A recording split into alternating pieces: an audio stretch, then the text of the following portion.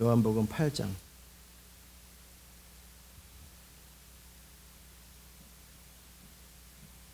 31절. 그러므로 예수께서 자기를 믿은 유대인들에게 이르시되 너희가 내 말에 거하면 참 내 제자가 되고 진리를 알지니 진리가 너희를 자유케 하리라. 아멘. 자리에 앉겠습니다. 하나님, 오늘도 이 아침 우리 가운데 말씀하여 주시고 주의 기름 부음으로 우리를 이끌어 주옵소서. 예수의 이름으로 기도합니다. 아멘. 진리를 알지니 진리가 너희를 자유케 하리라. 그러면 유대인들이 뭐라고 반박을 했냐면 우리는 종된 적이 없다. 우리는 뭐로부터 우리가 자유로워져야 되냐? 그럴 때 주님은 죄를 범하는 자마다 죄의 종이다. 너희들은 지금 자유로운 것처럼 말하지만 결과적으로 죄의 종이다. 그러므로 진리가 너희를 자유케 하면 너희가 자유로워지리라. 이 말씀을 하셨어요. 그런데 그들은 못 알아들어요. 너희가 아브라함의 자손인 줄을 우리가 안다. 그러나 아브라함의 육신적인 자손일 뿐이지, 교회만 다닐 뿐이지 진리가 너희를 붙들지를 못한다. 너희는 아브라함의 육신적인 후손이지 아브라함의 믿음이 없다. 너희는 교회만 다닐 뿐이지 진리가 너희를 이끌지를 못한다. 그리함으로 진리 안에서 자유함이 없다라는 거예요.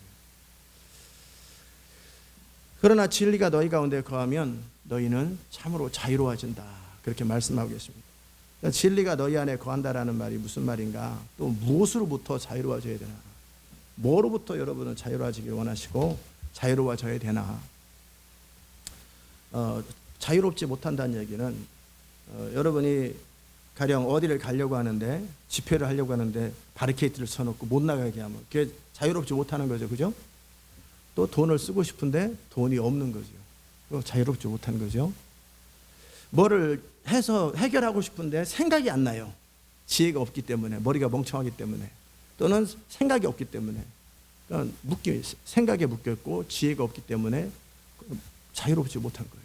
항상 자기 한계 안에서 사는데 익숙해졌기 때문에 모르는 것뿐이지 사실은 낙힌 거거든요.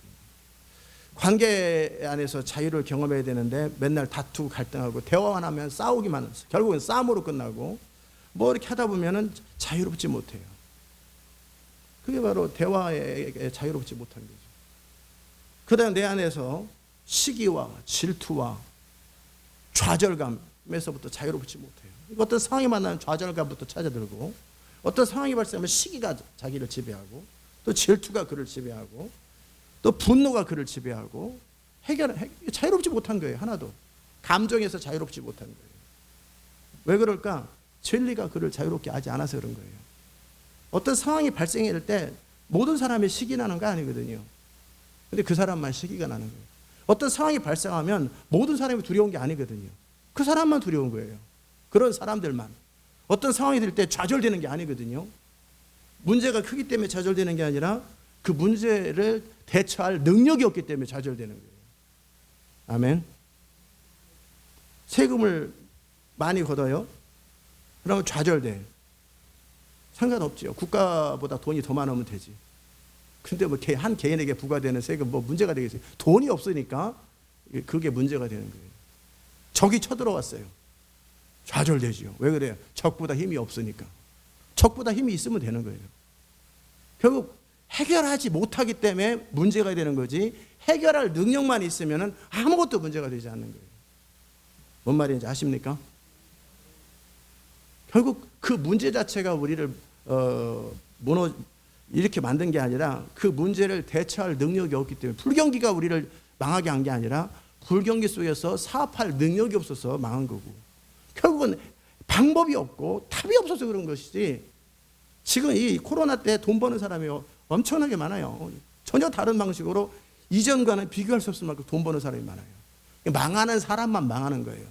그런 것처럼 어떤 문제, 우리에게 닥치는, 또 이 교회에게 닥치는, 시대에 닥치는, 이 하나님 나라 전체에 닥치는 문제를 해결할 능력이 없기 때문에 그것이 지금 묶여 있는 거예요.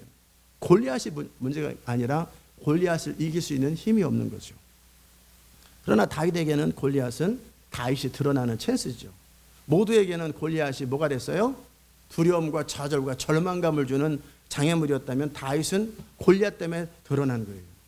그러니까 문제 자체가 문제가 아니고 문제를 해결할 수 없는 자신의 현실이 그게 문제라는 거예요. 그러면 여기서 진리는 무슨 역할을 하냐면 자유케 하겠다라는 거예요. 모든 것으로부터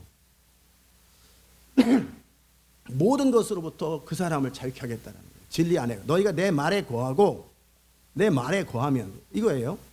그가 진리 안에 거하고 진리 안에서 살면 너희는 내 제자가 되고 진리를 알라란 거예요. 알라. 어떻게 알아요? 안다라는 단어는 아다라는 뜻인데 그것은 결혼한 부부가 서로 아는 것처럼 진리를 지식으로 알고 그게 아니라 경험으로 알고 체험으로 아는, 그러면 그 진리가 너희를 자유케 하리라. 아멘. 저는 여러분이 그런 인생 되시기를 주의 이름으로 축복합니다. 제가 말씀을 전할 때 여러분에게 좀 태도를 좀 바꿔야 되겠다라는 생각을 했어요. 그게 무슨 말이냐면 하도 똑같은 말을 하니까 짜증이 나서 짜증나는 태도로 말하지 말고 이 사람들이 처음 만난 사람들이다. 처음 만난 사람이고 새로운 회중이라 하고 그냥 뭔가 호소하듯이 새로운 걸 전하듯이 해야지 아직도 못 알아들어라는 그 태도를 좀 바꿔야 되겠다. 이 태도를 바꿔야 외부에 전할 때도 이 태도가 그대로 흘러가면 아직도 못 알아들었는데 우리 처음 들었는데요. 제가 다른 데 가서는 안 그래요. 다른 데 가면 처음 듣는 사람처럼 대해요. 근데 우리는 좀 오랫동안 서로 만난 사이고 수없이 했던 사이이지만 그래도 어떻게 하겠어요. 그래도 말씀을 들을 때 기분 나쁘지 않게 이렇게 새로운 사람에게 매너를 가지고 매너 맥스 맨이라고 매너가 사람을 만든다고 매너를 갖춰서 말씀을 전하면 좋지 않겠나 이런 생각을 문득 지난 설교 듣다가 참 너무 세다. 진리 자체가 센 게 아니라 말하는 태도가 약간 좀 그렇다라는 생각을 해봤는데 그거 좀 그렇더라도 좀 태도를 바꿔보면 어떻겠나 그런 생각을 잠깐 해봤는데 이게 괜찮을까요?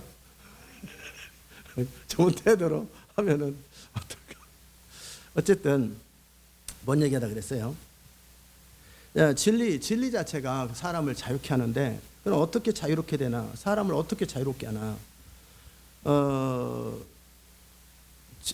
여기에서 이제 두 가지를 제가 한번 생각해 보면 좋겠어요. 첫 번째는 뭐냐면 내가 진리인 말씀, 이 말씀을 알 때 진리가 말씀이 진리다라는 그 말씀과의 관계 안에서의 자유함. 두 번째는 성령과의 관계. 성령도 진리잖아요. 내 말이 영이고 생명이다 그랬는데 그 내가 누구냐고요. 예수님이고 성령님이시죠. 그러니까 성령과의 관계 안에서 성령을 따를 때의 자유, 또 진리를 따를 때의 자유, 이 두 가지 측면에서 어떻게 자유가 현실화되는지를 생각해 보면 좋을 것 같아요. 이 간증들이 이전에 나눠졌겠지만 그래도 한번 나눠도 괜찮을 것 같아요. 뭔 얘기냐면 제가 이전에 중고등학교 시절에 열심히 공부해서 제가 원하는 성적을 냈던 그런 삶에 있어서 그 부분은 하나님이 도왔나 안 도왔나 그런 생각을 해봤어요. 그럴 때 그냥 뭐 도우실 수도 있겠지만 제 생각에는 하나님이 별 관심 없는 영역이었겠다. 내 삶 자체가 라는 생각을 해봤어요. 그러니까 그냥 제가 노력한 만큼 그래서 제가 열심히 노력해서 하나님과 상관없이 그냥 고등학교도 가고 뭔가 성적도 냈다라는 생각이 들어요. 그런데 제가 거듭난 이후에 제가 공부를 막 열심히 했거든요. 고시 공부를 열심히 했을 때 그 부분은 내가 열심히 하지 못했나 아니면 하나님의 그 막음이 있었나라는 생각을 해봤어요. 이게 왜냐하면 이게 내가 자유롭게 되고 싶어도 막힘이 있으면은 가는 길마다 막혀버리면은 계속 뭐 쥐가 자유롭게 돌아다니는데 결국은 미로를 다 만들어 놓고 그 안에서 자유롭게 돌아다녀.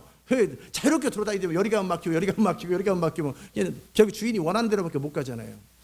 그런 측면에서 제 인생을 돌아봤어요.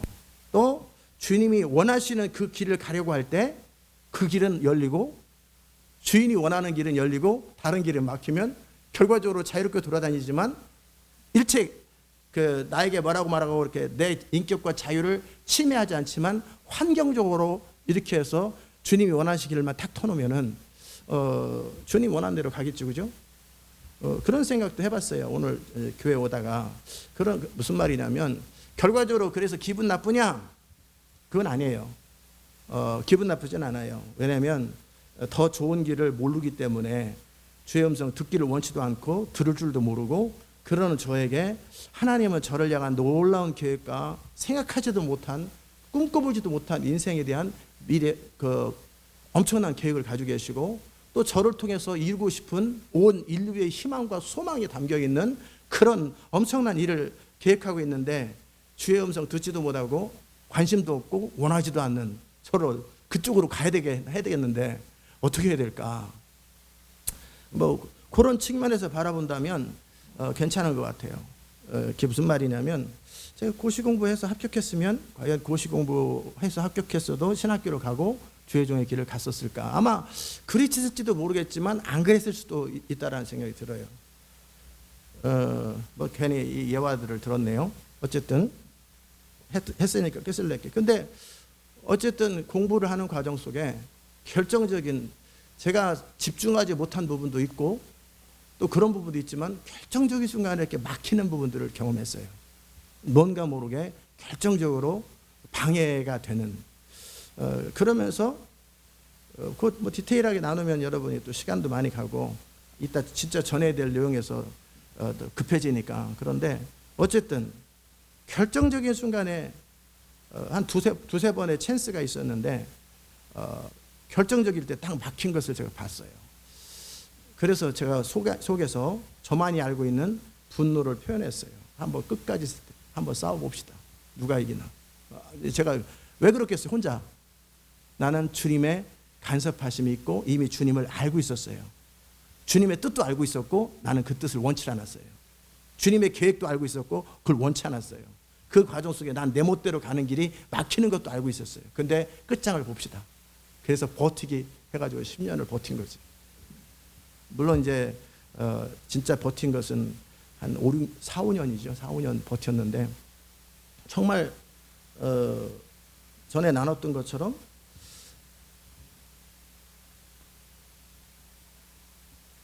그 길 빼고는 여기 막혀 있는 거예요. 여기 막히는 것을 봤어요. 요셉이 종살이도 감옥살이도 하나님께서 풀어주려면 얼마든지 풀어주겠지만 하나님의 일을 감당하기에 준비될 만큼 성숙하기 전까지는 안 풀려나거든요. 요셉을 풀어준 분이 누구세요? 하나님이 풀어주셨죠. 그런데 하나님께서 안 풀어주신 거예요. 그냥 하나님의 개입이 없는 요셉이었다면 글쎄 그렇게까지 버틸 수 있을까? 아마 보디발의 집에서 결혼해서 살았겠지. 보디발의 집에 결혼해서 뭐 충성스러운 쪽으로 살았겠지. 아니면은 뭐 하나님의 개입이 없었다면 형들이 죽였겠지. 또는 뭐 보디발 집에 안 가다가 그냥 다른 어느 알지도 못하는 곳에 팔아서 잊혀진 사람이 되었겠지. 그러나 요셉에 대한 하나님의 계획이 있었기 때문에 또 사단이라고도 표현할 수도 있고 또 형들의 시기와 질투를 통해서 그 어떤 악을 통해서 요셉이 팔려가고 악을 통해서 감옥에 가고 악을 통해서 버려지고 그러는 과정 속에 요셉이 점점 하나님께서 요셉을 길들이시죠. 어떻게 길들여요? 강하게 만드는 거죠. 하나님의 일을 감당할 때 엄청난 정치적인 압력이 있고 엄청난 많은 어떤 선택과 결정을 해야 되는 그런 상황 속에서 요셉이 하나님의 뜻을 따라 원칙을 지킬 수 있는 그런 강력한 사람이 되기에 요셉이 너무 약하거나 너무나 그럴 때 강한 사람이 되도록 이런 여러 환난과 시련을 통해서 요셉을 그렇게 했다고도 생각해요. 어쨌든 그 얘기는 거기까지 합시다. 제 얘기 하다가 벼랑간 요셉 얘기로 갔다가 딴 데로 갔어요.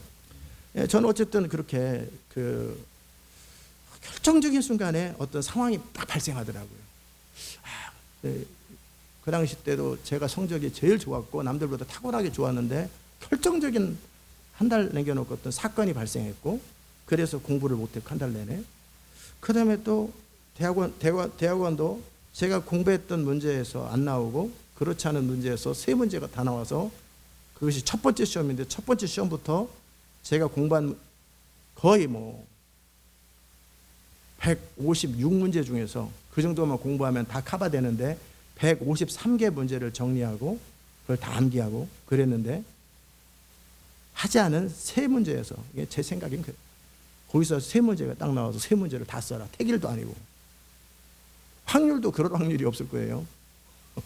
웬만큼 우리가 다 공부하는 사람들이 이 정도 분량을 공부하면 된다라는 그 중에서 3%를 뺐는데 문제가 그 세 문제가 딱 나온 거예요.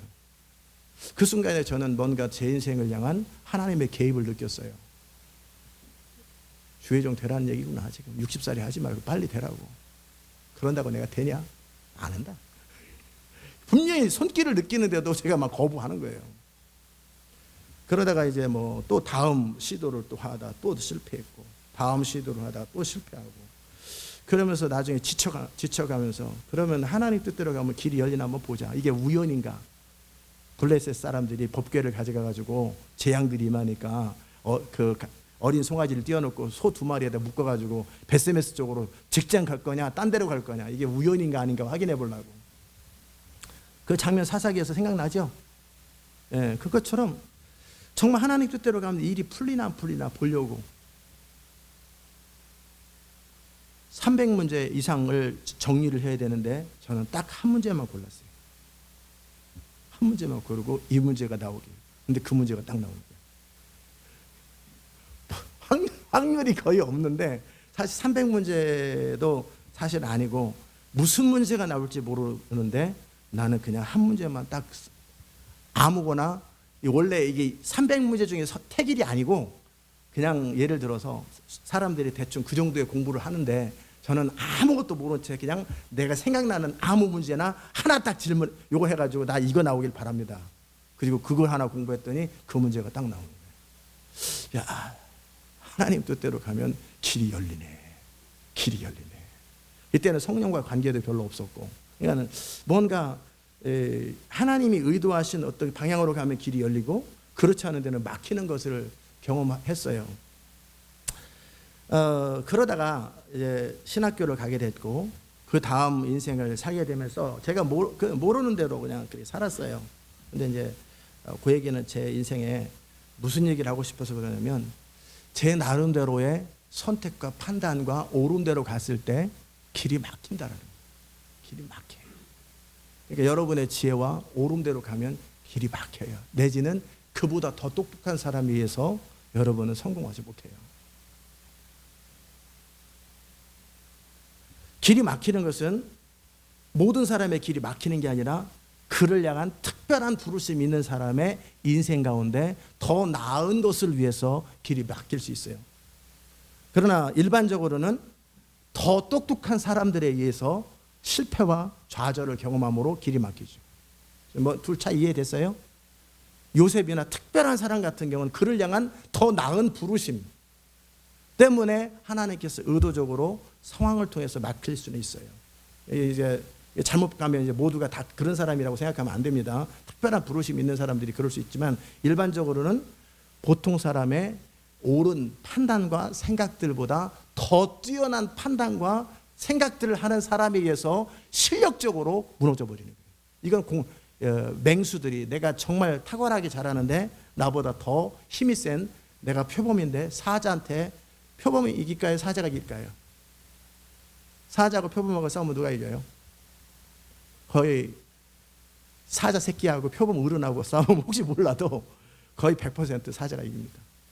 표범은 못 이겨요. 그러니까는 표범은 먹이를 가져오면 나무 꼭대기에 올려놓고 나무 위에서 싸우면 표범은 이기겠죠. 근데 사자는 못 올라가지. 그러나 정상적인 데서는 표범이 못 이겨요. 표범 자체가. 그러니까 나는 내 나름대로 최선을 다하지만 나보다 더 머리가 좋은 주우남이하고 나보다 더 똑똑한 박원서하고 그보다 더 똑똑한 누구랑 싸우면은 내 최선이 무능해지는 거예요. 이게 세상 이 세상 경제예요. 자, 이 정도 제가 얘기를 하면서 서론을 마무리합니다.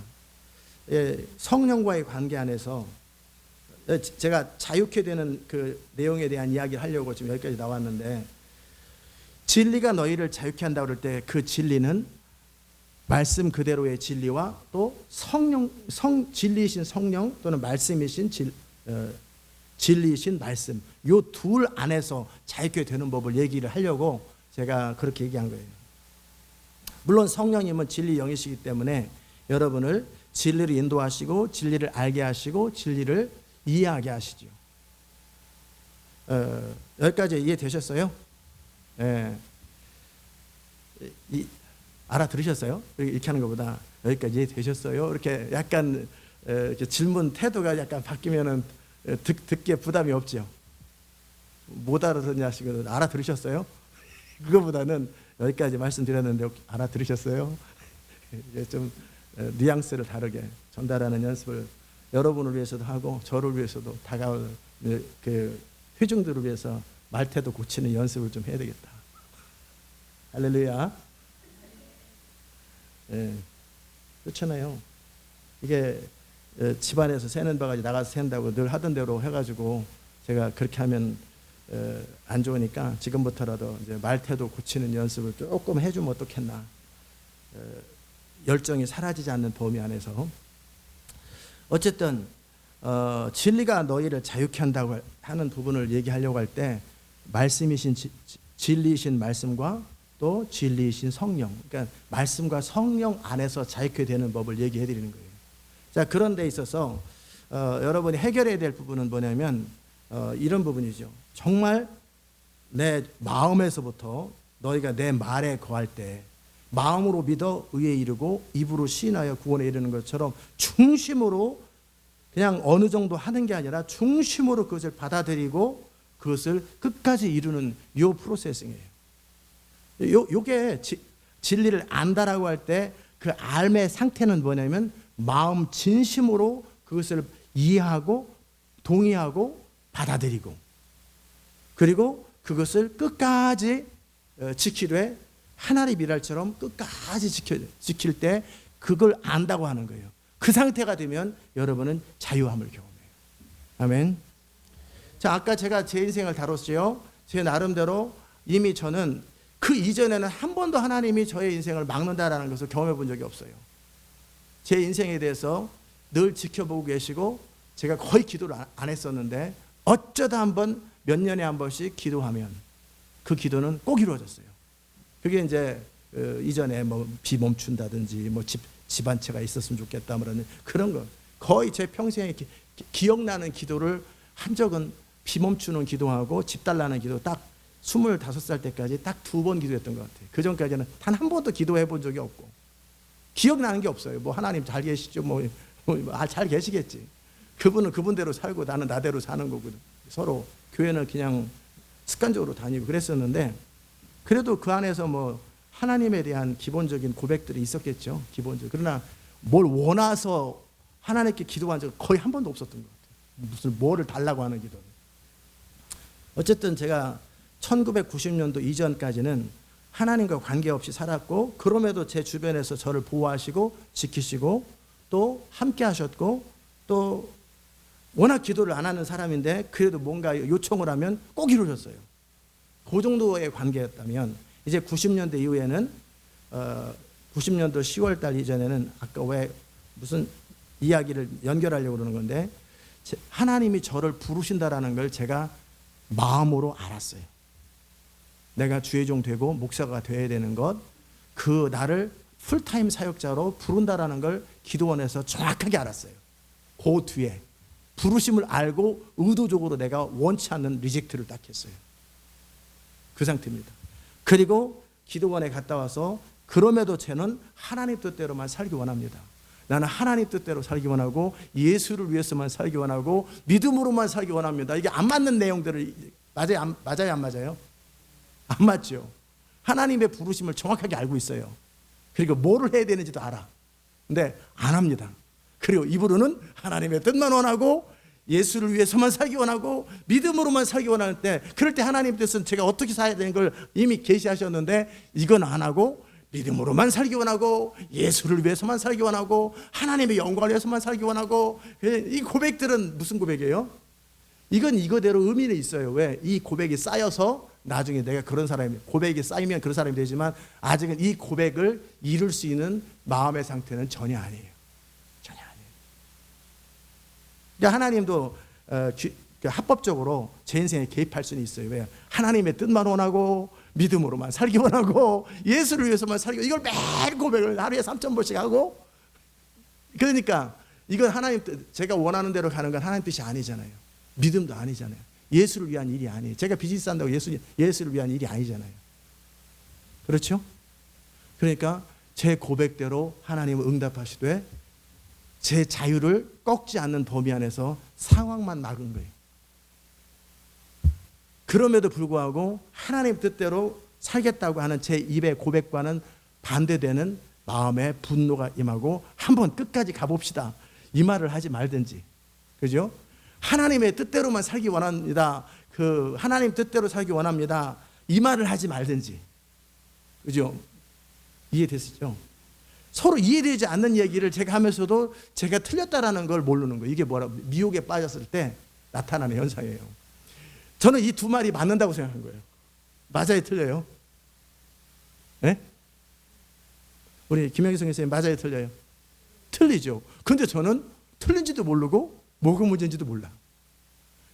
입으로는 하나님의 뜻대로 예수를 위해서 믿음으로만 살기 원합니다. 한두 번도 아니고 3,000번을 고백해요. 그런데 하나님 뜻이 되는데 그거는 싫고, 그러면 제가 원했던 건 뭐예요? 제가 원하는 하나님의 뜻. 제가 원하는 하나님의 뜻이 맞아요, 틀려요? 틀린 말이에요. 이 말이랑 똑같아요. 제가 원하는 합당한 가격으로 주세요. 말이 맞아요, 틀려요? 쌀을 20kg 사러 왔습니다. 예, 제가 원하는 합당한 가격으로 얼마요? 2,000원에 주세요. 제가 원하는 합당한 가격. 제가 원하는 가격이면 제가 원하는 가격이고, 합당한 가격이면 합당한 가격인데 안 맞는데 이게 아무 생각이 없는 거예요. 이게 미혹된 사람의 특징이에요. 자기 생각이 충돌되는데 충돌되는지도 몰라. 제가 원하는 합당한 가격으로, 시장 가격으로 제가 시장 가격을 하려면 제 원하는 걸 내려놔야죠. 맞아요, 틀려요? 제가 원하는 시장 가격이라는 없어요. 제가 원하는 합당한 가격. 근데 저는 어떻게 해요? 제가 원하는 하나님의 뜻. 이게 말이 되는 거 말이 안 되는 거 알죠? 그렇죠? 하나님 뜻 앞에 제가 원하는 걸 내려놔야 되는데, 내가 원하는, 그러니까 하나님 뜻 중에서 내가 선택할 수 있다고 생각하는 거예요. 하나님 뜻대로 살려고 하면 선택이 있으면 안 되는 거예요. 아멘.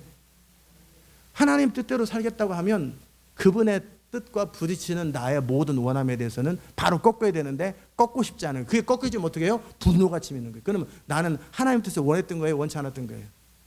원치 않았던 거예요. 그런데도 저는 문제가 된다라는 걸 하나도 생각 못했어요. 나만큼 하나님을 사랑하는 자가 없다고 생각했던 거예요.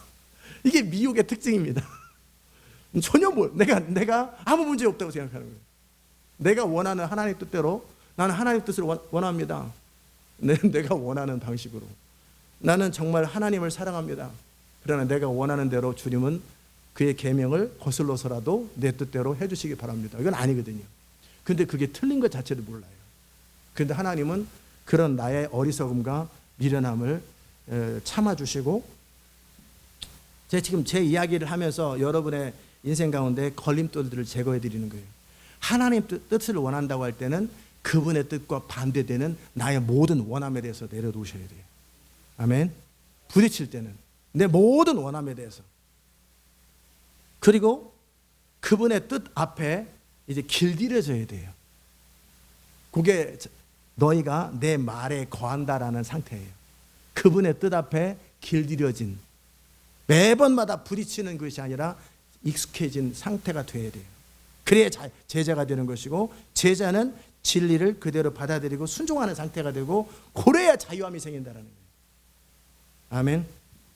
자유함이라는 것은 진리를 지식으로 알아서 자유해지는 게 아니고, 진리가 우리를 자유케 할 때 진리신 하나님의 성령 또는 진리된 그 말씀에 이해하고 동의하고 그 반대되는 자기의 삶을 의도를 가지고 쳐버리고 복종시키고 그렇게 될 때 자유로워져요. 아멘. 그러면 저는 왜 고시 공부를 해서 대통령이 되려고 했을까? 아무 이유 없어요. 내 가난한 내 인생을 해결하는데 그거밖에 답이 없다고 생각했던 거예요. 그거밖에. 왜?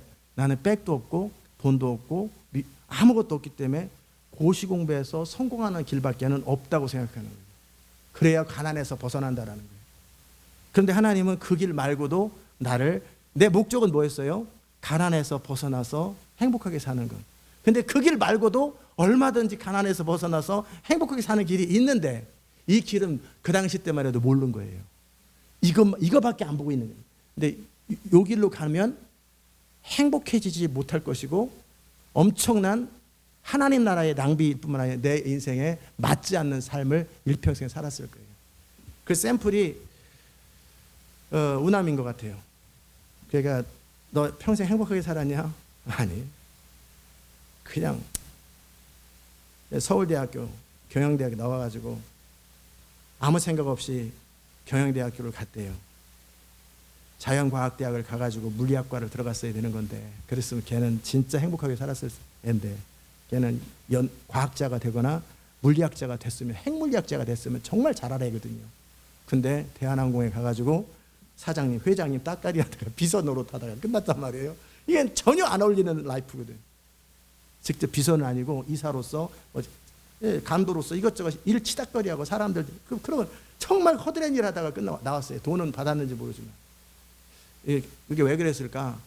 그가 진짜 가야 될 그를 향한 계획과 목적이 아닌 그냥 편안하고 안정된 그러나 뭔지도 모른 삶이 책임져 질 것 같은 그냥 그의 선택이 그 32년 다녔는데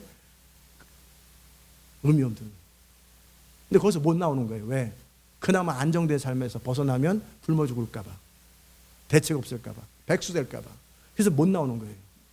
몇 번의 찬스가 있었대요. 그런데도 더 많은 봉급을 주는 대한항공에 그냥 있었던 거예요. 어쨌든 그는 그의 선택으로 그렇게 된 거죠.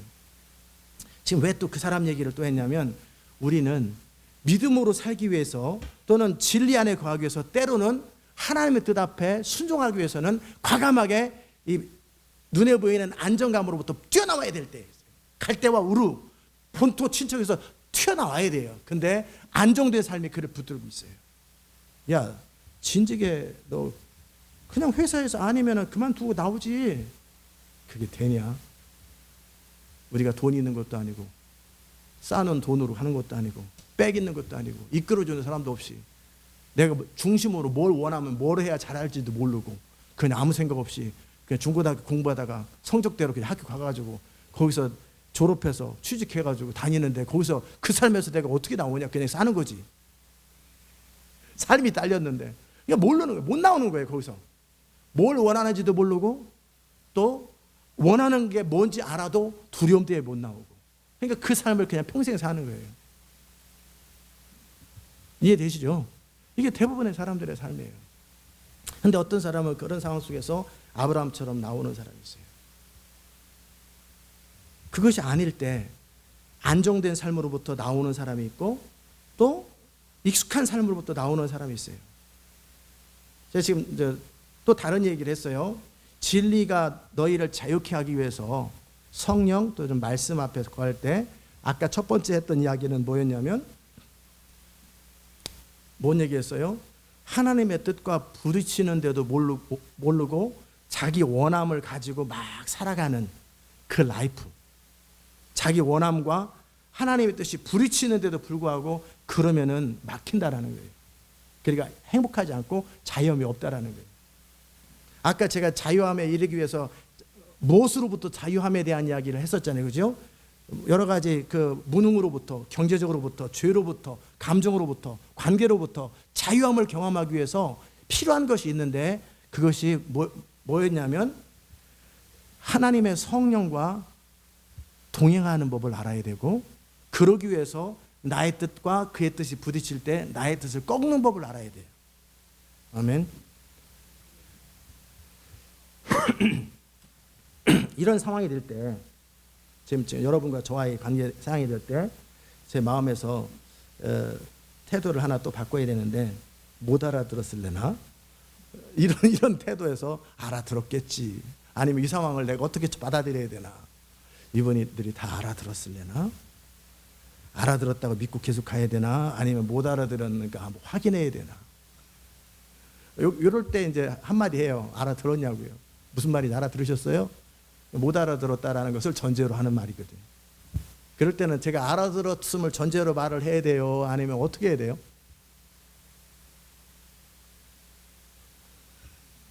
예?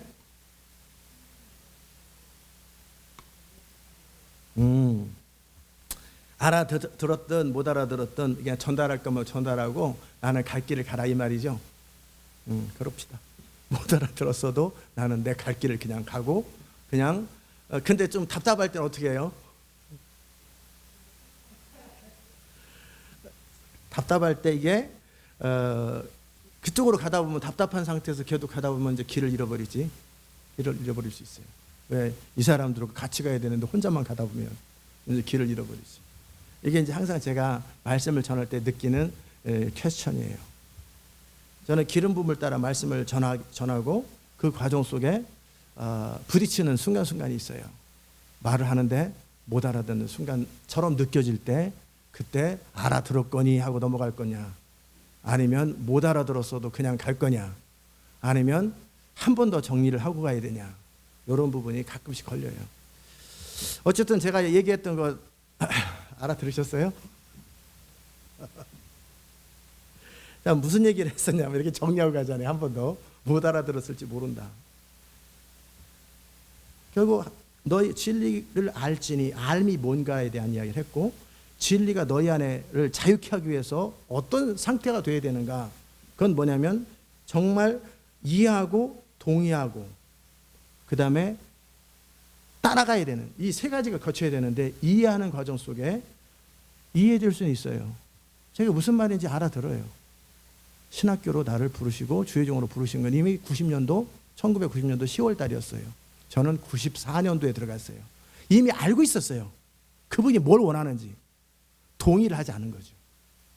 그 방법 말고 이해하고 동의하고 삶을 믿음으로 결단하고 들어가는 상태가 돼야 진리 가운데 들어가요. 근데 이 세 가지가 어딘가에서 펑크가 난단 말이에요. 이전에 하나님을 정확하게 모를 때는, 하나님은 이제 우리 주변에서 일하시지만, 그러나 하나님이 분명하게 뭔가를 말씀하셨어요. 주는 것이 복이 있다. 알아들었어요? 못 알아들었어요? 그렇죠? 저도 알아들었고 여러분도 알아들었어요. 이해했어요. 주께서 나를 주의 종으로 추수의 일꾼으로 부르신다. 1990년 10월 28일 날 저는 정확하게 알아들었어요? 못 알아들었어요? 알아들었어요. 이해했어요. 근데 I don't want it. 내가 원치 않은 거예요. 그럼 어떻게 해요? 진리가 그 사람을 자유케 해요? 못해요? 그래서 몇 년을 방황을 하는 거지.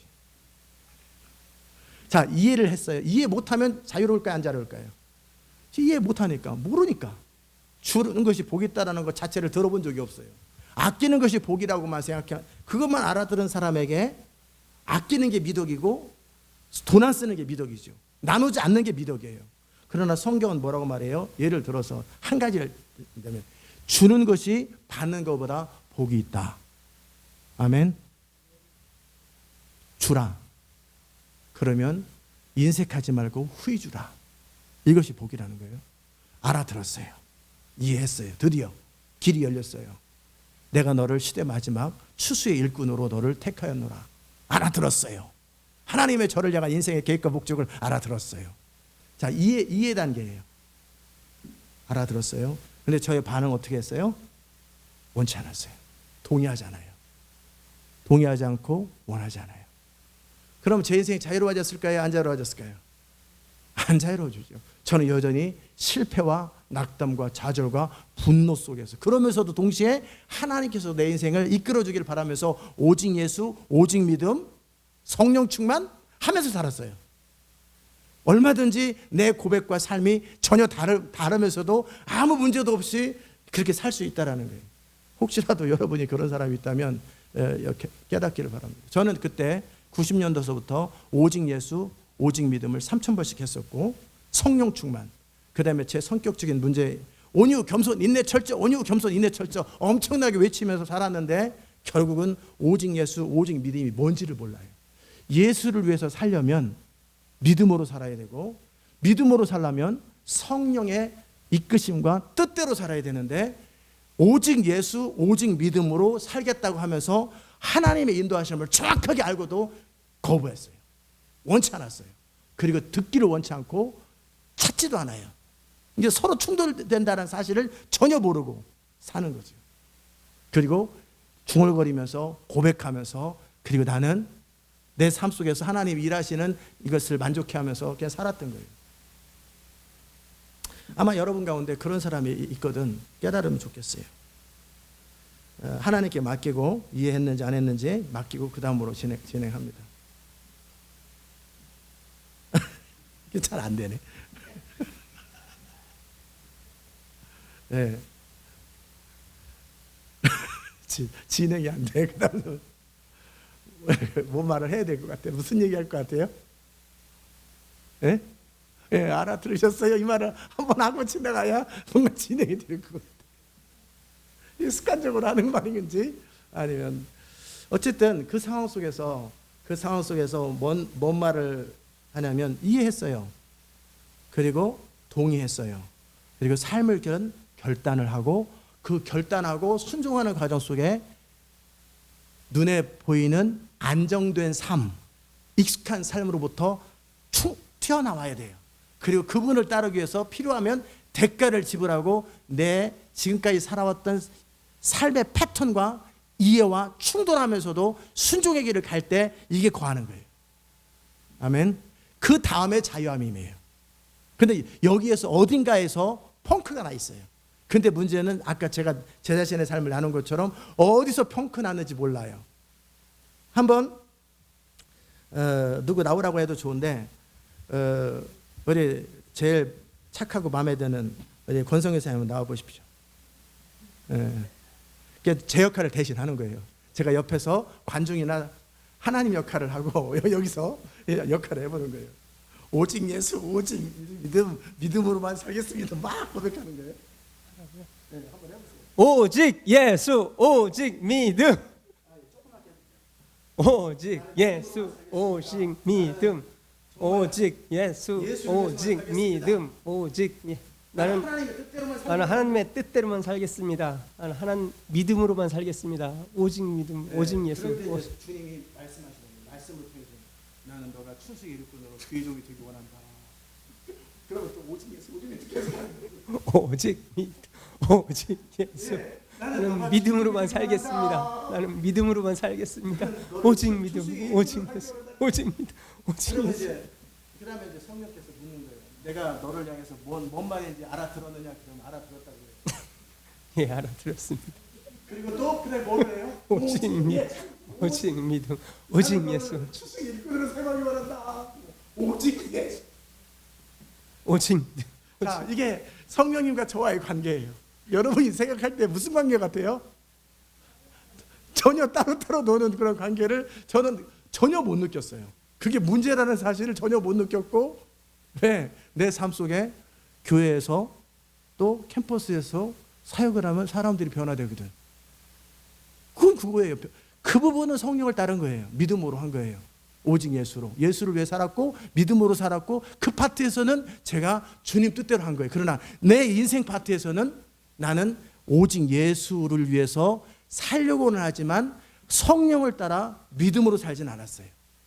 그러나 병을 고친다든지 날씨를 바꾼다든지 복음을 전할 때만큼은 제가 믿음으로 살았고 성령을 따라서 했어요. 그러니까 그 파트는 해결된 거예요. 잘 됐어요. 아멘. 근데 제 인생은 오직 예수, 오직 믿음, 성령 충만. 성령 충만은 하나님의 뜻으로 가득 찬 걸 말하거든요. 근데 제 인생만큼은 전혀 반대됐어요. 믿음으로 살지 않았고 예수를 위해 살지 않았고 하나님 뜻대로 살지 않았어요. 제 인생만큼은. 그게 1993년도 11월 30날이었어요. 제 삶을 지난 4, 5년간을 돌아보니까 결과적으로 하나님 좋은 일만 잘 되고 내 인생은 하나도 안 풀렸다. 이 분노와 원망이 나오더라고요. 여러분이 그럴 수 있어요. 훈련 받으면서 미션 오면서 여러분이 수고하고 헌신해서 교회가 잘 돌아가고 하나님에게 자기 인생만 안 돌아가는 거예요. 자기 인생만 허드렛 일 하고 있는 거예요. 그럴 때 여러분 안에 분노나 원망이 생길까요? 안 생길까요? 자, 왜 생기는 이유는 뭐냐면 지금 이 삶이기 때문에 그런 거예요. 미션홈에서 일하고 교회 일하고 이럴 때는 믿음으로 성령을 따라 해. 근데 정작 자기 인생은 내 원함대로 내 뜻대로 내게 사는 거예요.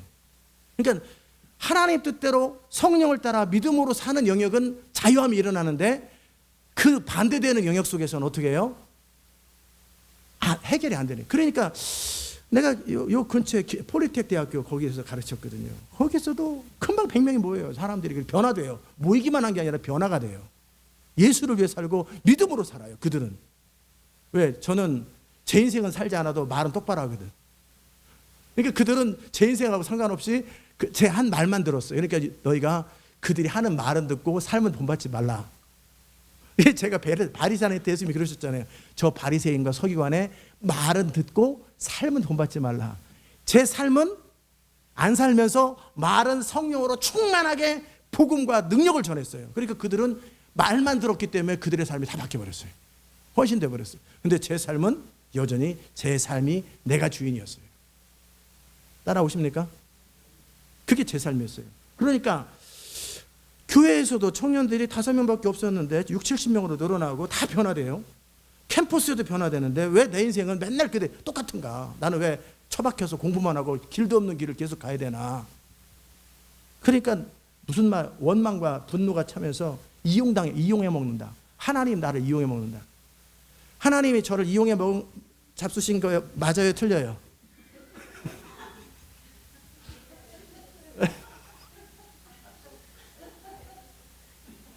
하나님이 저를 이용하신 거 맞아요? 틀려요? 틀린 거죠. 다른 파트에서는 성령을 따라 믿음으로 샀는데 내 인생 파트에서는 그게 적용이 안 된 거예요. 그래서 만약에 이 상태에서 제가 재앙 중에 최고의 재앙이 뭔지 아세요? 하나님 뜻과 상관없이 살았는데 거기 성공한 거예요.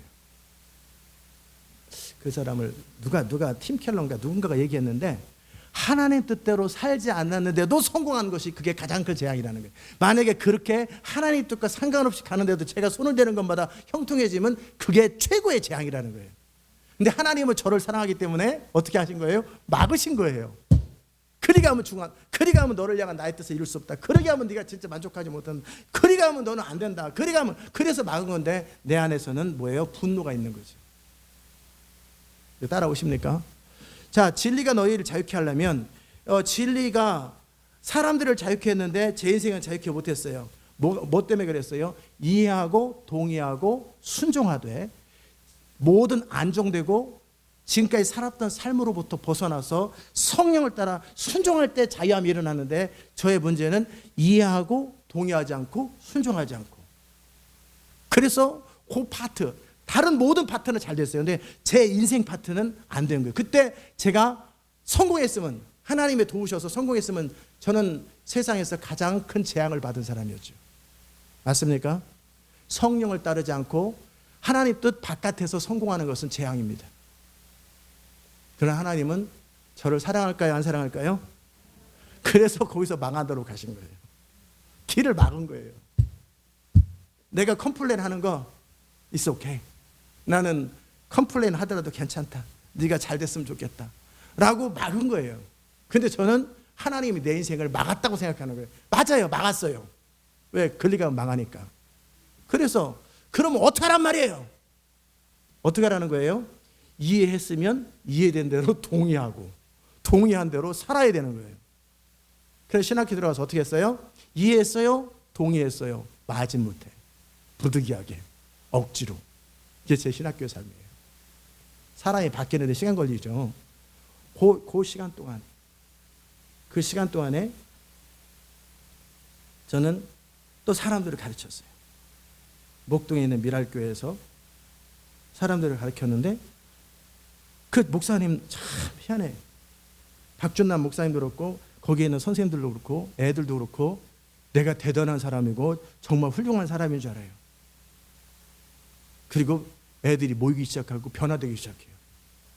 근데 제가 스스로 돌아봐도 가장 마음이 없이 살았던 때인데, 사역을 제일 마음 없이 했을 때인데, 방황하면서. 근데 또 이때도 희한했어요. 말씀을 전하는 순간만큼 성령으로 충만하게 말씀을 전하고 사역을 하고 그들과 함께 있는 시간은 너무 즐거웠어요. 그래서 열정적으로 해요. 그러니까 하나님은 그것만 사용하신 거예요. 그러니까 어떻게 해요? 그들은 다 변화돼 버려요. 그들은 그래서 우리 교회 사역자 중에서 고전사님이 참 유능하대. 저는 죄책감이 있죠. 난 마음을 다하지도 않았는데. 그러나 결과적으로 제가 하는 부서가 제일 나아요. 왜? 하나님께서는 그렇게도 하시더라고요. 제 삶 속에서 어떻게도 하시냐면 제 중심이 틀린데도 불구하고 치료받아야 될 사람이 있을 때, 예를 들어서 내가 치료할 때만큼은, 특별히 치유 사역자들이 그러거든요. 그의 삶은 스캔들에 있고 그의 삶은 문제가 있어도 치유할 때만큼은 진짜 믿음을 사용하거든요. 이해되세요? 자기 삶은 엉망이어도 삶과 상관없이 치유할 때만큼은 진짜 믿음을 사용해요. 근데 대부분의 목사님은 삶은 괜찮아요. 근데 치유할 때는 믿음이 없어요. 삶은 괜찮게 사는데 치유에 대한 믿음이 없어요. 그러니까 치유가 안 일어나요. 근데 이 사람은 삶은 엉망인데 치유에 대해서는 어떻게 해요? 진짜 믿음을 가지고 있어요. 정확하게 믿어요. 그리고 분명하게 믿어요. 너무나 확실하게 믿어요. 그러니까 하나님은 이 부흥사를 통해서 수많은 사람들, 죽은 자를 일으키고 앉은 명 일으키고 소경 일으켜요. 아멘. 왜? 그 믿음은 진짜니까. 제가 청년 때 제가 제 안에서 제 삶은 순종하지 않았어도 제 말씀과 이 사역과 이 부분은 너무나 열정적이고 순수하고 분명했거든요. 그 파트에서는 열매들이 나타나는 거예요. 여러분이 이런 거랑 똑같아요. 관계 영역에서 성령을 따르잖아요. 그 부부는 이혼할 수도 있고 부모 자식은 원수가 될 수 있어요. 근데 재정을 쓰는 만큼은 완전히 성령을 따랐어요. 그러면 떼부자는 아니고 하나님께서 그 애를 재정의 통로로 사용할 수 있어요. 재정 파트에서는 성령을 따랐기 때문에. 그런데 어떤 사람은 재정 파트에서는 지멋대로 써요. 자기 생각대로 쓰고 두려움과 염려 속에서 어떤 것도 못해요. 근데 관계만큼은 성령을 따라 살아. 그러면 애들도 착하고 부모님께 효도하고 부부도 서로 사이좋은데 맨날 가난해. 너무너무 가난하게 살아. 왜? 재정 파트에서는 하나님의 기름 부음이 흐르지 않거든. 재정 파트에서는 믿음이 안 생겨. 재정 파트에서는 성령을 따르잖아. 재정 파트에서 자기 생각과 경험과 능력의 한계 속에서 밖에 못 살아. 근데 관계 파트에서는 말씀대로 서로 사랑하고 서로 양보하고, 그러면 관계 파트에서는 어떻게 되겠어요? 천국이 되는 거예요. 하나님 나라가 이루어져요. 그래서 재정 파트는 나가는 거예요. 그럼 재정 파트도 잘해요. 관계 파트도 성령을 따라. 근데 건강 파트에서요, 믿음이 없이는 어떻게 해요? 그래서 넉넉하게 애들도 잘 자라고 부부도 행복하고 재정적으로도 많은 주의를 하는데 이 사람은 건강으로 죽어버려요. 그럴 수 있다라는 거예요. 뭐라고 그러셨어요? 중국말로 알아들었습니까를? 중국말로라도 해봐야 되겠다. 크게 한번 해보세요. 뭐라고 그러는지 나중에 한국말로 써가지고 저한테 주세요. 무슨 말 하는지 전혀 못 알아듣겠어요. 닉미 뭐 어쩌고 저쩌고. 예. 이 부분 이해됐죠? 그래서 부흥사들이 그러면 많은 사람에게 혜택을 주고 본인은 망해요. 본인은 망해. 바리새인들의 말은 들으라. 바리새인들을 통해서 신앙들이 유지될 수 있어요. 그러나 바리새인들만 망하는 거예요. 그죠? 자, 재정 파트에서 성령을 따라 믿음으로 살면 재정은 부여운데 관계 파트는 지멋대로 살아요. 그런 관계는 2혼에 3혼에 4혼에 매번 깨져. 애들은 엉망이고 그 엉망이 돼요. 집안이 난장판인데 이 사람만큼 성령을 따라 믿음으로 해. 그래 이 파트에서는 어떻게 돼요? 재정적 부유함이 있어요. 근데 이 돈 가지고들 싸우고 뭐 온갖 이래. 왜?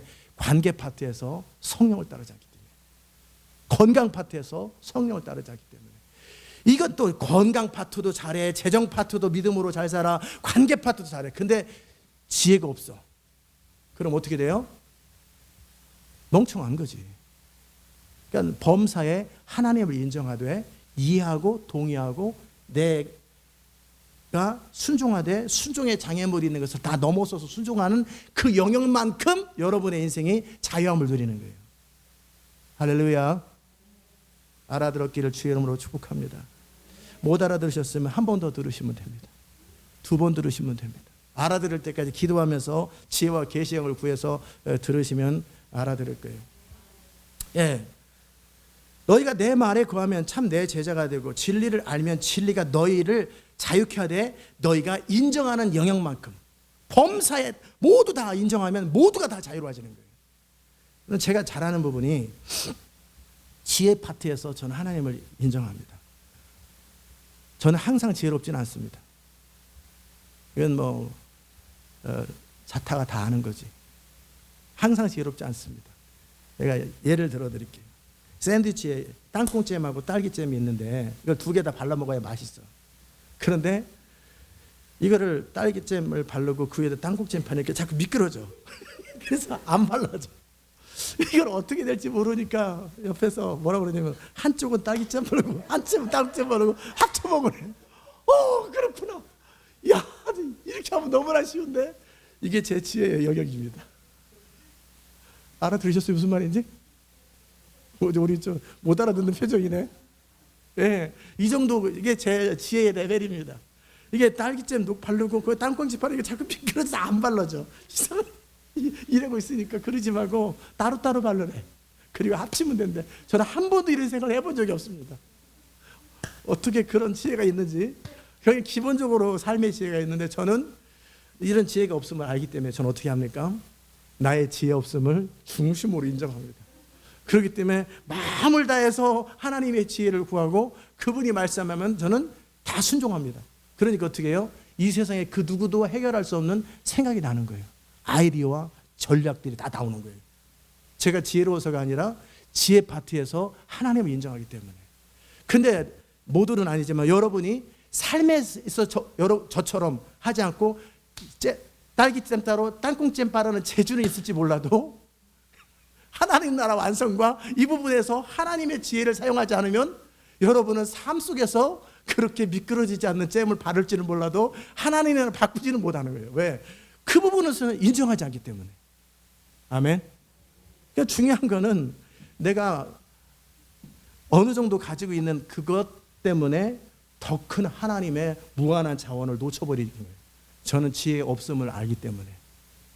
지혜 없음을 알기 때문에 중심으로 성경을 읽을 때, 전략을 개발할 때, 어떤 방법을 개발할 때 중심으로 하나님 앞에 구해요.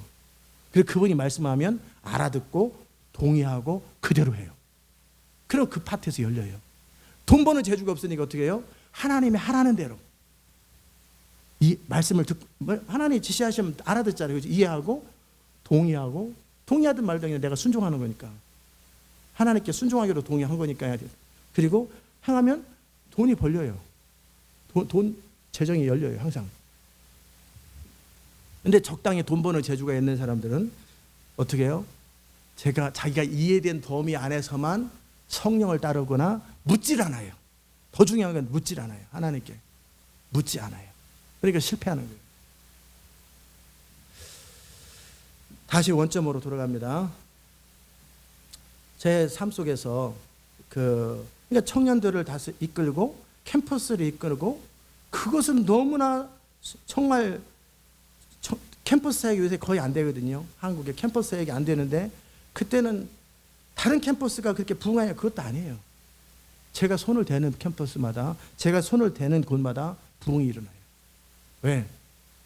그곳에서 믿음으로 복음을 전하거든요. 하나님의 전하라는 그 말을 전하고 믿음으로 전하고 담대하게 전하거든요. 그 말씀이 사람을 바꾸더라고요. 그런데 제 삶의 영역 속에서는 인정하지 않아요.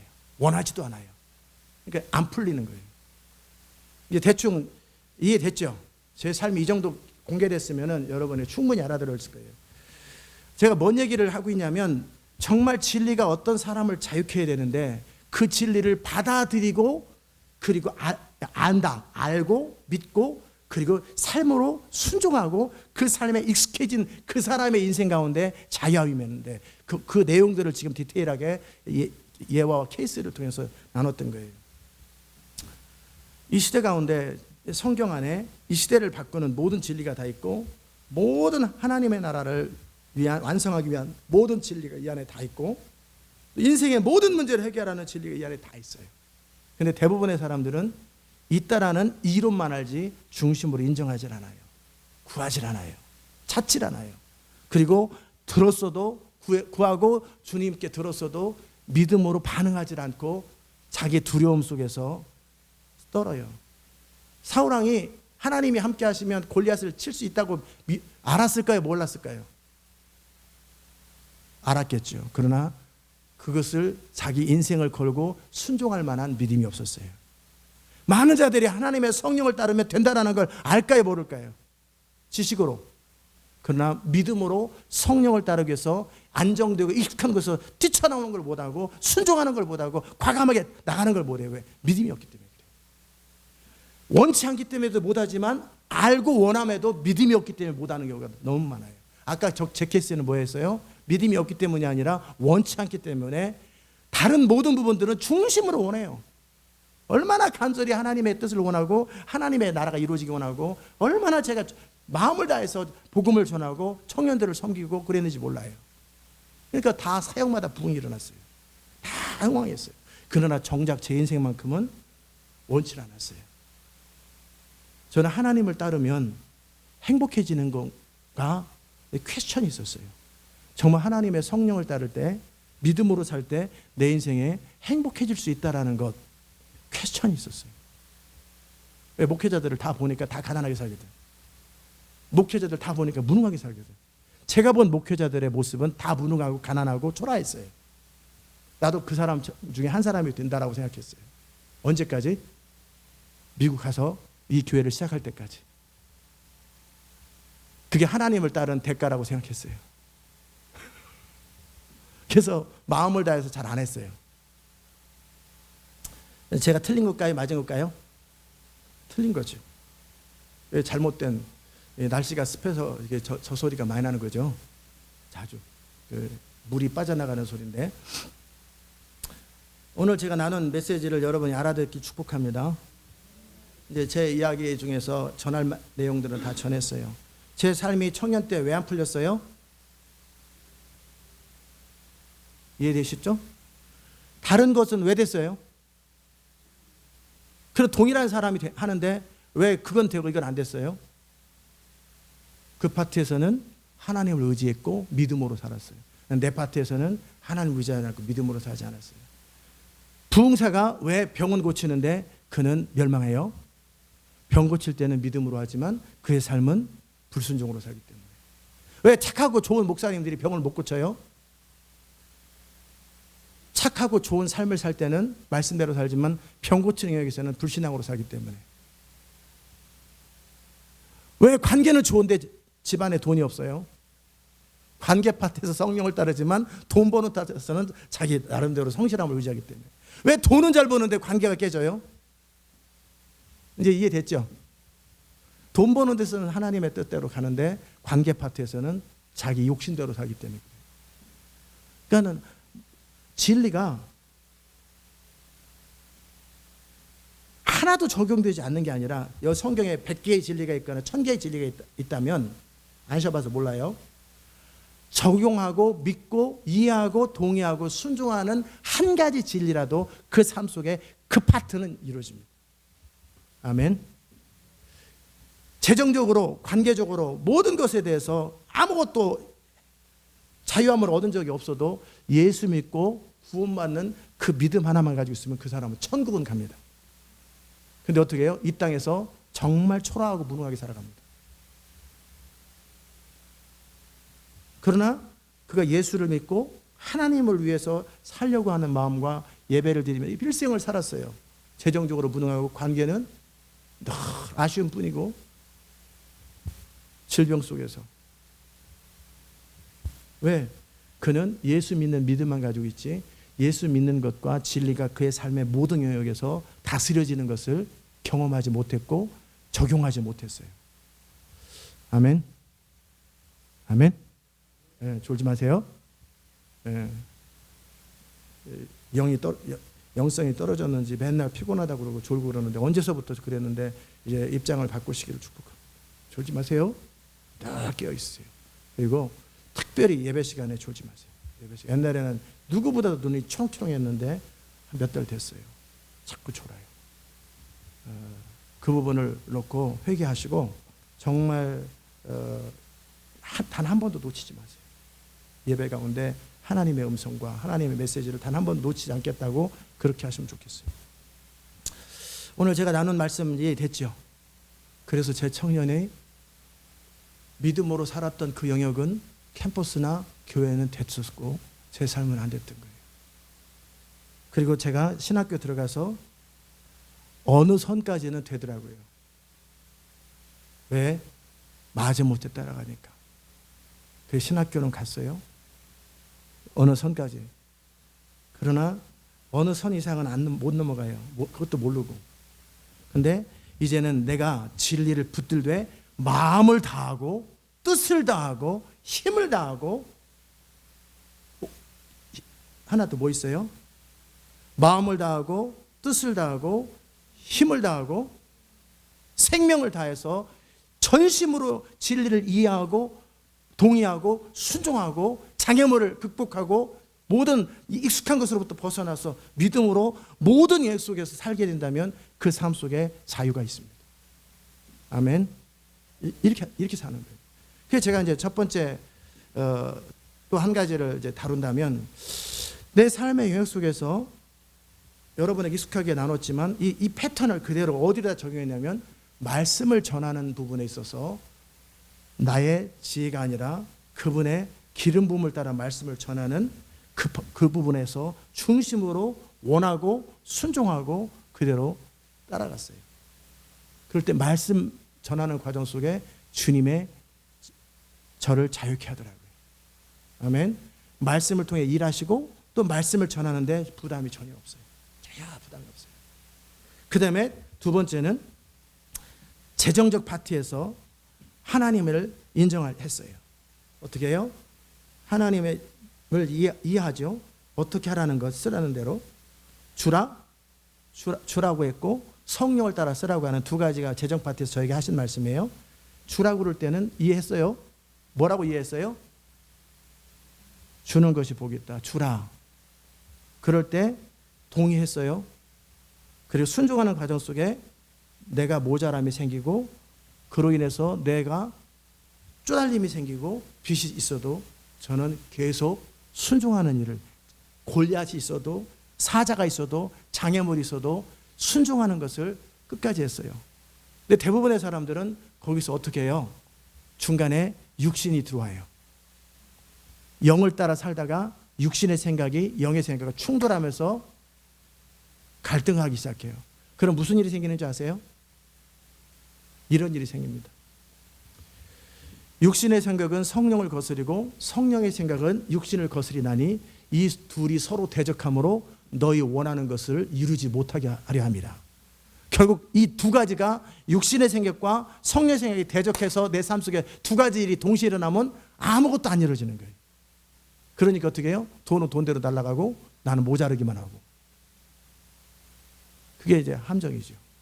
육신의 생각과 성령의 생각이 같이 섞이면 어떻게 해요? 말씀을 전하는데 기름 부음을 따라 전하다가 자기 멋대로 전하다가 막 섞이면 어떻게 돼요? 아무것도 안 되는 죽도 밥도 안 되는 일이 생겨요. 육신을 따라 관계를 맺다가 성령을 따라 관계를 맺다가 그러면 어떨 때는 성령을 따라 어떨 때는 육신을. 그런데 여전히 관계는 계속 깨져버려요. 왜? 결국은 일관성이 없기 때문에 그래요. 육신대로 살면 사망이에요. 아멘. 영으로 육신에 복종시키면 생명이에요. 그런데 이 둘이 갈등하고 갈등 문제가 해결되지 않은 채 내 안에서 뒤섞여 있으면 결과적으로 죽도 밥도 안 되고 아무것도 안 이루어져요. 아직 사망에 이르지 않을 수는 있어요. 그러나 이루어지지 않는 상태로 그냥 헤매고 있는 거예요. 왜? 두 가지가 다 섞였기 때문에 그런 거예요. 그런 진리가 너희를 자유케 하려면 어떻게 해야 돼요?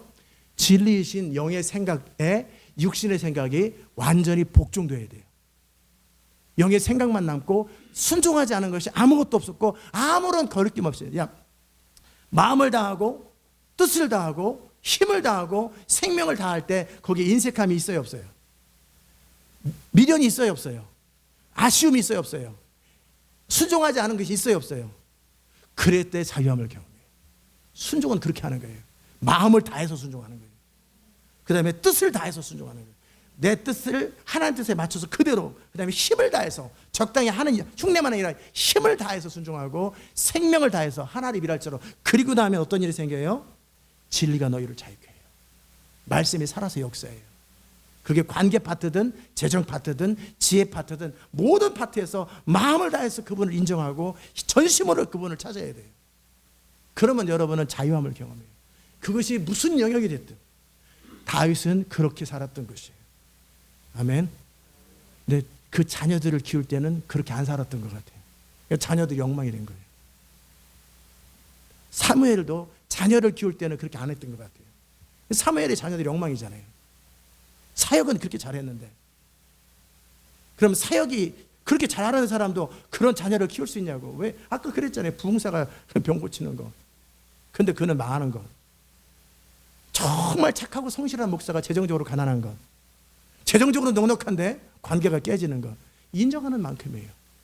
사무엘은 사역에 있어서 백성들과의 관계에 있어서 하나님과의 관계에 있어서는 성실했는데 그의 자녀 부분은 왜? 제 추측으로는 어렸을 때 엘리 밑에서 본 게 그거라 그런 것 같아요. 그 부모랑 자랐어야 되는 건데 엘리 밑에서 매일 본 게 가정교육이라는 거, 가정교육이 없는 집에서 자라가지고 저 때니까 몇 살이겠어요? 2살이죠. 그때서부터 막 사는 집에서 자라가지고 자기도 어떻게 살아야 될지도 모르고 사역만 잘한 거예요. 그러나 만약에 그가 문제를 느끼고 내 자녀들의 문제 부분에 있어서 분명히 엘리가 망했던 것은 자녀 교육 문제였거든요. 사무엘도 속상했을 거라고요. 백성들이 왕을 요구할 때 사무엘이 저는 참 의아했어요. 자기 자식들이 엉망인 걸 알면서도 몰랐어도 대충 짐작은 했을 거예요. 근데 그 자녀 두 자녀에게 사사를 맡기더라고요. 지도자로 맡기더라고요. 그러니까 백성들이 원망이 있는 거죠. 당신은 훌륭한 거 안다고. 근데 당신의 아들들은 훌륭하지 않다고.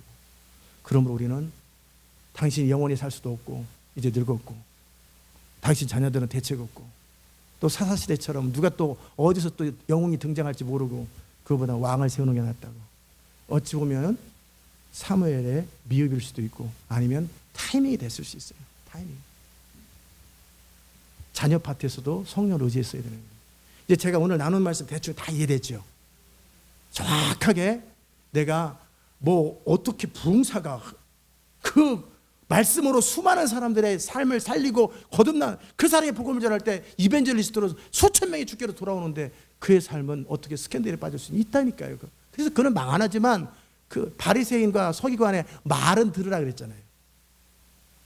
삶은 돈 받지 말라. 그럴 수 있다라는 거예요. 그러나 그는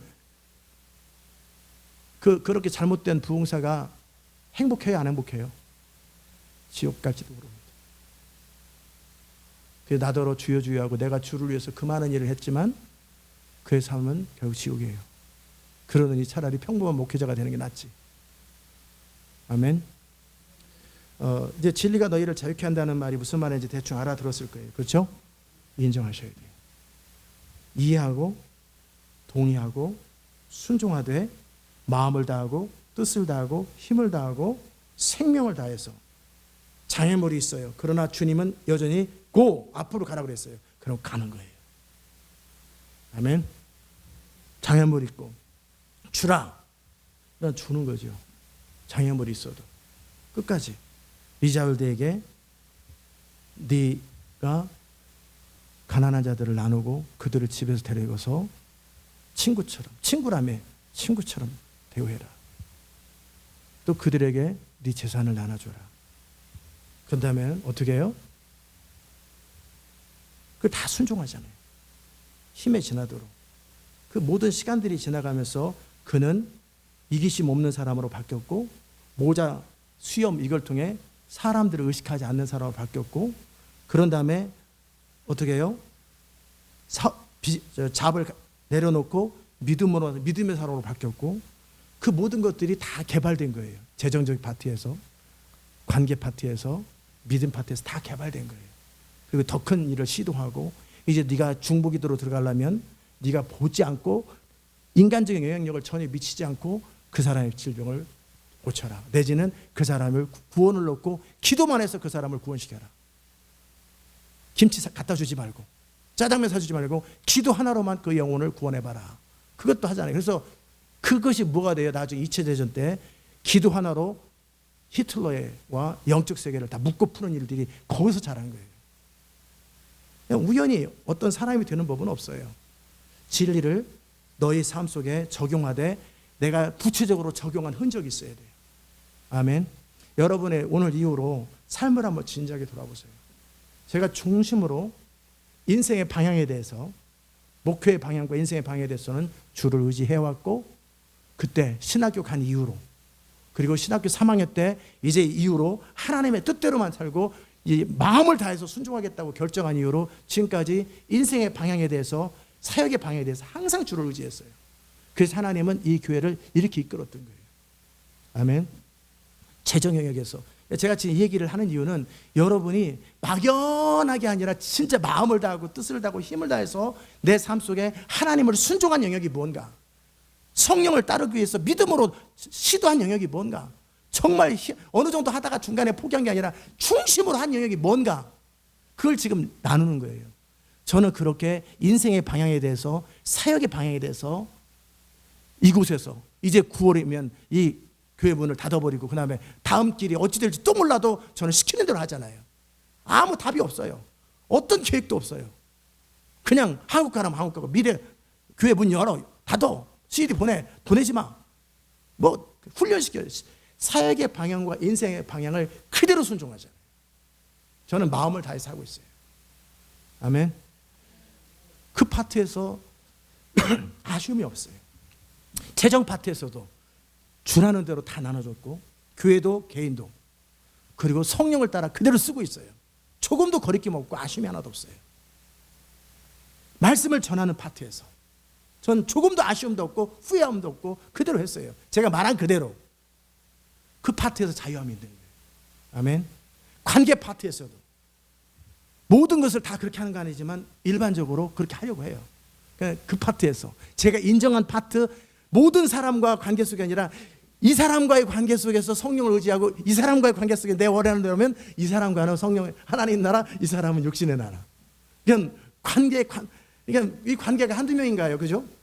100명이 있다 하더라도 80명과는 성령을 따라 믿음으로 관계가 됐다면 80명과 관계가 좋지만 20명은 원수를 맺고 있어요. 그럼 그 파트는 안 되는 거예요. 관계라는 게 한 사람과 관계만 있는 게 아니잖아요. 그러니까 내 삶의 관계 전반적인 파트에서 다 성령을 따르면 모든 관계 안에서 하나님 나라가 이루어지는 거예요. 아멘. 이 부분은 제가 좀 더 익숙해져야 되는 영역이겠지만, 그 다음에 또 지혜 파트에서, 아까 제가 얘기했죠. 샌드위치에서 이게 안 돼요. 또 이것뿐이겠어요? 이거 하나의 샘플이니까. 제 삶의 많은 영역 속에서 이런 일들이 항상 있어요. 이런 일들이 항상 있을 때 저는 하나님 앞에 중심으로 의지해요. 하나님, 내가 지혜가 없습니다. 오죽하면 내가 지혜가 없기 때문에 내 옆에 지혜자를 하나 붙여달라고 그 기도까지 했을까요? 그런데 하나님은 뭐라고 말씀하시면 내가 너의 지혜자다. 그래서 그러시라고.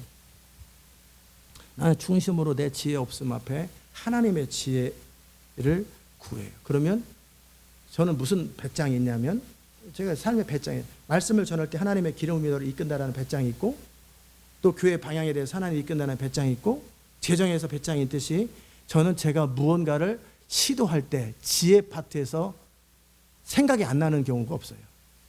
저는 항상 하나님이 생각을 주신다고 믿어요. 제가 시도하는 모든 일 속에서 저는 누구도 생각하지 못한 지혜를 얻을 수 있다고 저는 중심으로 믿어요. 그 정도로 주를 의지해요. 그러면 지혜 파트에서 하나님의 지혜가 임하는 거예요. 아멘. 진리가 너희를 자유케 한다. 어떻게 자유케 되는지 오늘 나눴어요. 여러분의 삶을 한번 돌아보세요. 제가 나눴던 것처럼 막연하고 추상적으로 입으로만 생각으로만 정말 믿는지, 이해만 하고 동의 안 하는지, 동의만 하고 마음을 다하지 않는지, 제가 나눴던 모든 영역들을 돌아보세요. 그리고 한 가지라도 한 영역이 뭔가, 말씀을 받아들이는 영역도 한 번 더 첨가한다면, 저는 제 삶에 대해서 제가 뭐라고 생각하든 주변 사람이 저에 대해서 뭐라고 생각하든 상관없어요. 주님이 나에게 하신 말씀을 그냥 받아들여요. 아멘.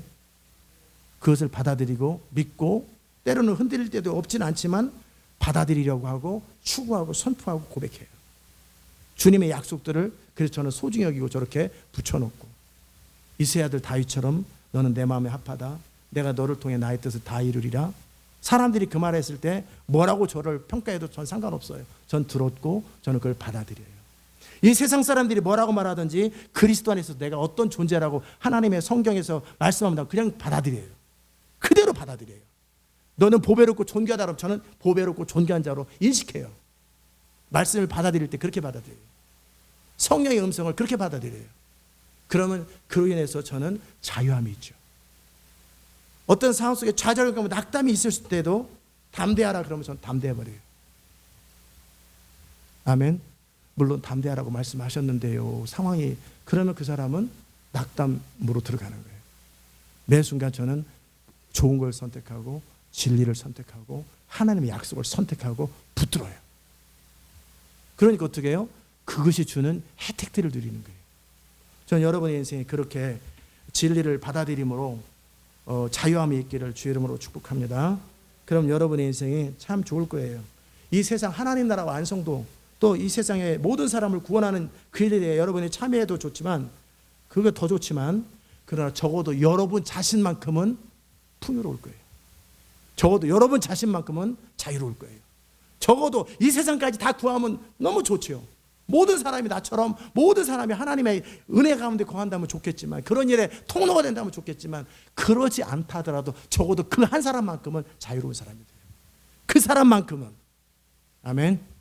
저 히말라야 산 꼭대기에서 혼자 사는 한이 있더라도 그 사람만큼은 보배로워요. 그 사람만큼은 자유롭고 부유하고 행복한 삶을 살 수 있어요. 왜? 하나님의 말씀은 그렇게 적용되는 거기 때문에.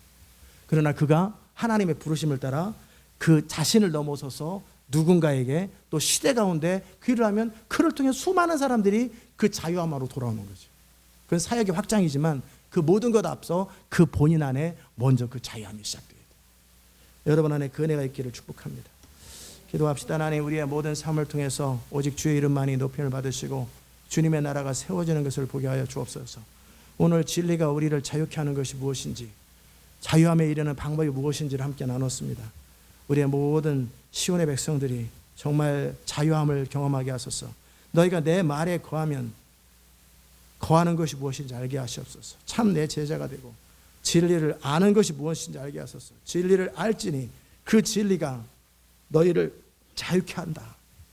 모든 부자유로부터 우리를 자유케 한다고 하셨사오니 주님이가 진정한 자유한 백성들이 되게 하여 주옵소서.